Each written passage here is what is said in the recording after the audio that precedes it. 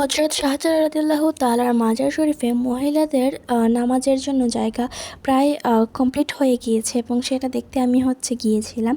তো ভাবলাম আপনাদের সাথেও একটু শেয়ার করি। তো আসসালামু আলাইকুম সবাইকে, আশা করছি সবাই ভালো আছেন, সুস্থ আছেন। আমিও আলহামদুলিল্লাহ অনেক ভালো আছি, সুস্থ আছি।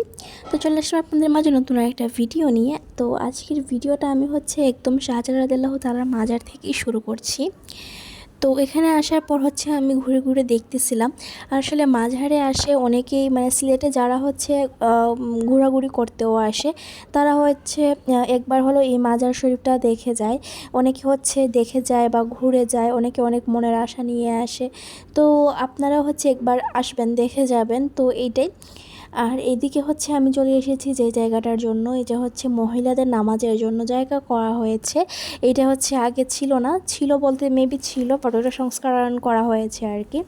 তো আমি ভাবলাম আপনাদের সাথে একটু শেয়ার করি। আর হজরত শাহজালাল রাদিয়াল্লাহু তাআলার মাজার শরীফ নিয়ে ডিটেইলসে কিন্তু আমার দুইটা ভিডিও রয়েছে। তো আশা করছি আপনারা যদি এই মাজারের ইতিহাস সংস্কৃতি সম্পর্কে কিছু জানতে চান, তাহলে ওই ভিডিওগুলো দেখে আসবেন, তাহলে আপনারা একটা সুন্দর ধারণা পেয়ে যাবেন।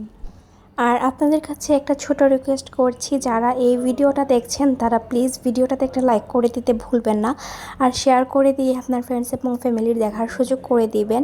আর ইউটিউব থেকে যারা দেখছেন তারা প্লিজ ভিডিওটাতে একটা লাইক করে দিবেন, আর পাশে থাকা ছোট্ট সাবস্ক্রাইব বাটনটিতে ক্লিক করে দিবেন এবং পাশে থাকা ছোট্ট বেল আইকনটা ক্লিক করে দিবেন। আর আমার পাশে থাকবেন এবং আপনার মূল্যবান মন্তব্য কমেন্ট করে জানাতে ভুলবেন না।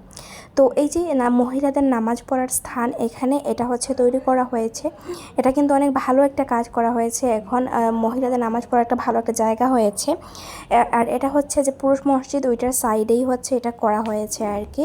তো এখানে দেখতে পারলাম অনেক মানুষই এসেছে। তো এই তো আমিও আপনাদের সাথে ঘুরে ঘুরে শেয়ার করছি। আর এইটা যে মেইন মসজিদ, যেটা এখানে মানে পুরুষরা নামাজ পড়ে। তো এটা এইটা। তো এই তো। আর মহিলাদের নামাজের স্থানের কাজটা কিন্তু এখনও মানে একদম টোটালি কমপ্লিট হয়ে যায়নি। তো এখানে দেখতে পাচ্ছেন আজকে ছিল উরস এই মাঝারে ছিল, তাই আরও অনেক মানুষ এসেছেন। আর ওরস ছাড়া এত মানুষ হয় না, আবার হয় অনেক সময় শুক্রবারে বেশি সময় এরকম ভিড় থাকে।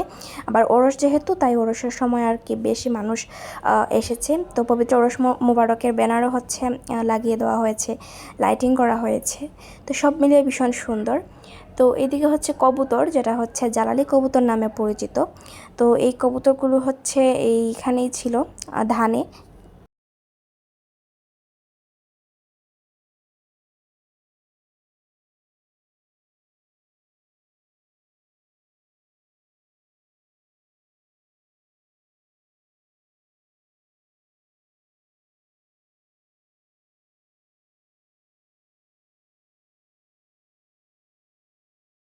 তো এতক্ষণ আমি মাজারের খণ্ড খণ্ড চিত্র আপনাদের সাথে শেয়ার করেছি। এখন আমি ফুল মাজারটার মধ্যখান থেকে একদম আপনাদের সাথে শেয়ার করছি।